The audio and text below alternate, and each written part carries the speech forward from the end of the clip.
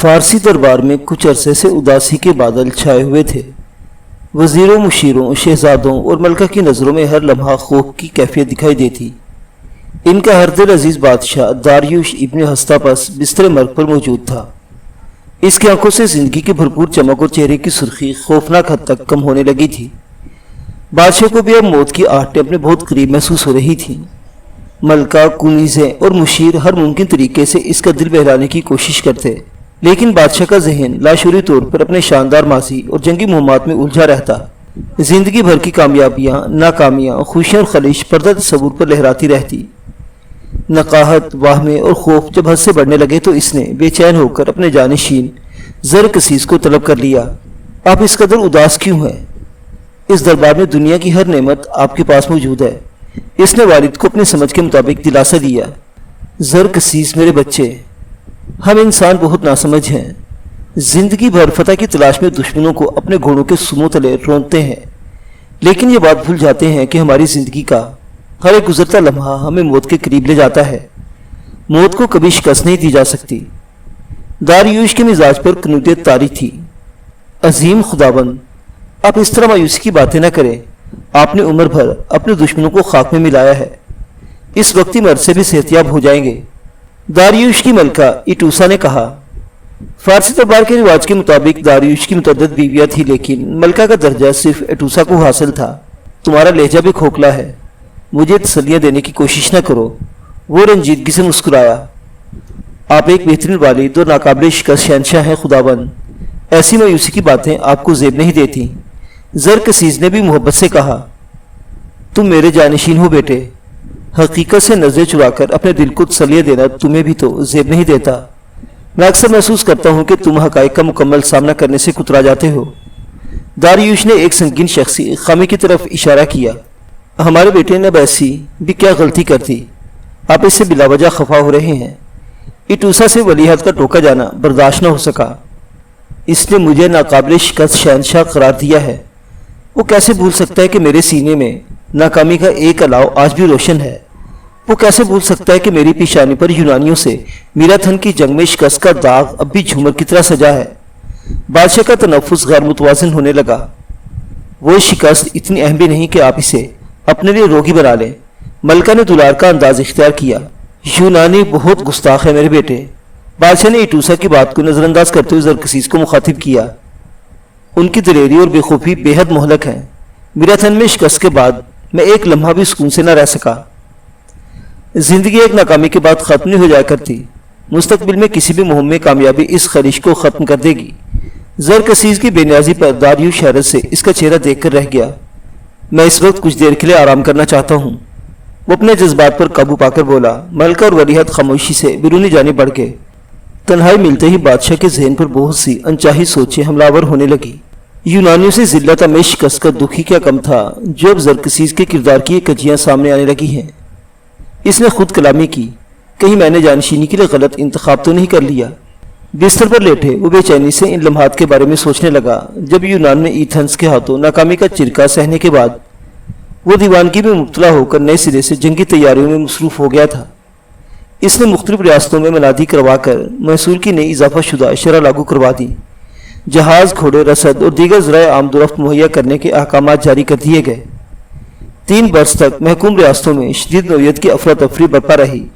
یونان پر حملے کے پیش نظر بہترین اور بہادر افراد کا اندراج کر کے انہیں جنگی تیاری اور تربیت فراہم کی جانے لگی۔ 4تھے برس میں داریوش کے محکوم مصریوں نے بھی فارسیوں کے خلاف بغاوت کر دی۔ داریوش ان دونوں فریقین کے خلاف ناکارہ جنگ کے لیے پہلے سے بھی زیادہ مشتعل ہو گیا۔ اس کے مصائب میں یک بعد دیگرے اضافہ ہی ہوتا چلا جا رہا تھا۔ مصری بغاوت کے حل کی کوئی صورت نکل سے قبل جانشینی کا قضیہ اس کی قوت برداشت کو آزمانے کے لیے اٹھ کھڑا ہوا۔ داریوش کی سابق بیوی بنت گوبریاس سے 3 بیٹے تھے۔ تخت سنبھالنے کے بعد ایٹوسا بنت سائرس نے اسے 3 بیٹوں کو تحفہ عطا کیا۔ ان دونوں بیویوں کی پہلی اولادیں ارتابازنس اور زرکسیس بادشاہ سنبھالنے کے لیے خانہ جنگی کے جنون میں مبتلا نظر آنے لگے تو داریوش کو چاروں ناچار اپنے معتمد مشیروں کے ساتھ خصوصی ملاقات طے کرنا پڑی۔ خداوند، اصولی طور پر جانشینی کا سب سے زیادہ حق بڑا بیٹا ہوا کرتا ہے۔ ارتابازنس ہی آپ کا ولیعہد ہونا چاہیے، معمر ترین مشیر نے ادب سے رائے دی۔ خداوند، اس عہدے کے لیے زرکسیس سے زیادہ اہل کوئی نہیں۔ وہ ایٹوسا بنت سائرس کا بیٹا ہے۔ ہماری قوم سائرس کا یہ احسان کبھی بھول سکتی ہے کہ انہی کی بدولت فارسیوں کو آزادی نصیب ہوئی تھی؟ دوسرے مشیر نے اپنی منطق بیان کی۔ داریوش اس صورتحال سے مزید الجھ کر رہ گیا۔ وہ کسی بھی حتمی فیصلے پر پہنچ نہیں پا رہا تھا۔ مجلس برخاست ہونے کے بعد بھی وہ اعصابی تناؤ کا شکار رہا۔ کچھ روز اسی کشمکش میں گزر گئے اور پھر قدرت نے دیماراتس ابن ارسطون کی صورت میں اس کا مسئلہ یکدم حل کر دیا۔ دیماراتس کا تعلق یونان کی جنگجو ریاست اسپارٹا سے تھا۔ اقتدار کی رساکشی اور سازشوں میں اسے تخت سے محروم کر دیا گیا تھا۔ اپنی ولدیت اور شناخت پر شرمناک بہتان برداشت کرنے کے بعد وہ خود ساختہ جلا وطنی اختیار کر کے فارس چلا آیا تھا۔ بادشاہ نے اسے محل میں پناہ دینے کے بعد اس کی خودداری عزت کا بھی بھرپور خیال رکھا۔ یونان سے شکست کے بعد چونکہ وہ نفسیاتی دباؤ کا شکار تھا، لہٰذا دشمن سرزمین کے ایک اہم ترین ریاستی عہدیدار کو اپنے احسانات تلے زیر کیے وہ یونانی ریاستوں کے متعلق اہم ترین اندرونی معلومات حاصل کرنا چاہتا تھا۔ اسی سوچ اور ارادے کے زیر اثر بادشاہ نے دیماراتس کی دربار میں حاضر ہونے کی درخواست فوری قبول کر لی۔ اگر جان کی امان پاؤں تو آپ کو موجودہ محاذ سے نجات کا ایک حقیر مشورہ دوں۔ دیماراتس نے لجاجت سے کہا۔ بولو یونانی، کیا کہنا چاہتے ہو؟ داریوش نے سنجیدگی سے کہا۔ وہ لاشعوری طور پر بلا ارادہ ہی غالب دشمن کے کسی فرد سے رائے لینے کی نفسیاتی کجی میں مبتلا ہو چکا تھا۔ جانشینی کے اصل حقدار زرکسیس ہیں۔ ان کی پیدائش سے قبل بادشاہت آپ کا نصیب بن چکی تھی۔ جب ارطابازنس اس دنیا میں آئے تو آپ ایک عام سے شہری تھے۔ وہ حتی الامکان ادب اور عاجزی سے اپنا مدعا بیان کر رہا تھا۔ بے شک ایسا ہی تھا۔ داریوش نے سر کو تفہیمی جنبش دی۔ اس صورت میں زرکسیس پر کسی اور کو ترجیح دینا درست ہے اور نہ ہی جائز۔ دیماراتس نے رائے دی۔ تمہارے ملک کا قانون اس بارے میں کیا کہتا ہے؟ بادشاہ نے سرسری انداز میں دریافت کیا۔ اسپارٹا میں بھی یہی قانون ہے کہ بادشاہ کے تخت سنبھالنے کے بعد ہونے والی اولاد ہی سلطنت کی وارث ہوتی ہے۔ اس سے قبل خواہ کتنے ہی بیٹے کیوں نہ ہوں، تخت و تاج پر ان کا حق کوئی تسلیم نہیں کیا جاتا۔ اپنی ریاست کا ذکر کرتے ہوئے دیماراتس کے لہجے میں اداسی امڑ آئی۔ بادشاہ نے تمام امکانات کا جائزہ لینے کے بعد زرکسیس کی جانشینی کا حتمی اعلان کر دیا۔ اسے اپنے اعصاب سے نادیدہ بوجھ ہٹتا محسوس ہونے لگا تھا۔ اب اس کی تمام تر توجہ اپنی افواج کے ساتھ مصری بغاوت کی سرکوبی اور ایتھن سے بدلہ چکانے کی تیاریوں پر تھی۔ فارسی عوام کو جوش و ولولہ عروج پر پہنچنے لگا۔ اس سنسنی خیز ماحول میں داریوش پر بیماری کے حملے اور شدید نقاہت نے تمام تر عوامی جذبات سر کر دیے۔ طبیبوں کے ہر ممکنہ علاج اور ذاتی قوت مدافعت کے باوجود اس کی صحت ہر گزرتے دن کے ساتھ تنزلی کا شکار ہوتی گئی۔ یہی وہ وقت تھا جب اس نے زرکسیس کے مزاج اور کردار کی خامیاں جانچنا شروع کی تھیں۔ بیٹے سے متعلق مختلف حقائق کا انکشاف ذاتی جسمانی عارضوں سے زیادہ اذیت ناک تھا۔ زرکسیس قدر اجرت پسند اور خود پسند طبیعت کا حامل تھا۔ اس کی ذہنی سطح میں وہ گہرائی اور معاملہ فہمی بھی ناپید نظر آتی تھی جو فارس جیسی عظیم الشان سلطنت کو سنبھالنے کے لیے لازم جز تھی۔ داریوش ان تمام پہلو پر غور و فکر کرنے کے بعد زرکسیس کو اپنے پاس طلب کرنے پر مجبور ہو گیا۔ وہ اس سے حتمی بات چیت کرنا چاہتا تھا۔ زرکسیس میرے بیٹے، میں نے 36 برس سے حکمرانی کا تاج سر پر سجا رکھا ہے۔ بے شمار ریاستوں کو فارس کی حدود میں شامل کیا۔ بہت سے مغرور سر اپنے قدموں میں جھکائے۔ جنگ کے شعلوں کا رقص دیکھا، تلواروں کی کھنکھناہٹ کی موسیقی سنی۔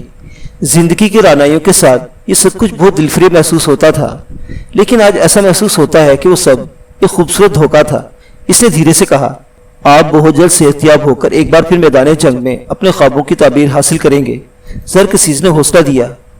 کون جانے ایسا ہوگا کہ نہیں، وہ مایوسی سے کہنے لگا۔ اس بستر پر لیٹے مجھے اپنے سامنے دھن اور اسرار میں لپٹے چند ہیولے نظر آنے لگے ہیں۔ میں جانتا ہوں کہ یہ ہیولے اس قدر طاقتور ہیں کہ مجھے ایک طویل سفر پر اپنے ساتھ لے جائیں گے۔ عظمت، شان و شوکت اور تخت و تاج سب کچھ یہیں دھرا رہ جائے گا۔ ایسی باتیں کیوں سوچ رہے ہیں؟ آپ اس وقتی مرض کو ضرور شکست دے دیں گے۔ زرکسیس نے محبت سے والد کا ہاتھ تھام لیا۔ اس کی زبان سے تلخ حقائق سن کر وہ جبلی طور پر تڑپ میں مبتلا ہو گیا۔ میرے بچے، اقتدار سے بڑھ کر بے وفا شے اور آزادی سے زیادہ طاقتور محبت کہیں بھی نہیں۔ میں نے اپنی زندگی کے یہ آخری سال یونان سے نفرت اور ان کی آزادی چھین لینے کی تیاریوں میں بسر کر دیے۔ میں آپ کا ہر خواب پورا کرنے کے لیے تیار ہوں۔ وہ پرجوش ہوا۔ نہیں، تم ایسی کوئی غلطی نہ کرنا۔ یونانیوں کو ان کے حال پر چھوڑ دو۔ میں اپنے ان آخری لمحات میں ماضی کی کوئی غلطی یا نفرت نبھاتے رہنے کی وصیت نہیں کروں گا۔ بادشاہ نے بیٹے کا ہاتھ تھپ تھپایا۔ اسے یقین تھا کہ زرکسیس اس کی نصیحت پر ضرور عمل کرے گا۔ اس کی جہاں دیدگی، تجربہ اور خواہشات وقت نزا بھی اس حقیقت سے مات کھا گئے تھے کہ جس پر حکمرانی کا تاج سج جائے اس کا بوجھ کسی بھی سمجھداری، اجتماعی فائدے کے احساس اور عاجزی کو ہی سب سے پہلے ختم کرتا ہے۔ زرکسیس کے لیے بھی مستقبل قریب میں بہت سے امتحانات منتظر تھے۔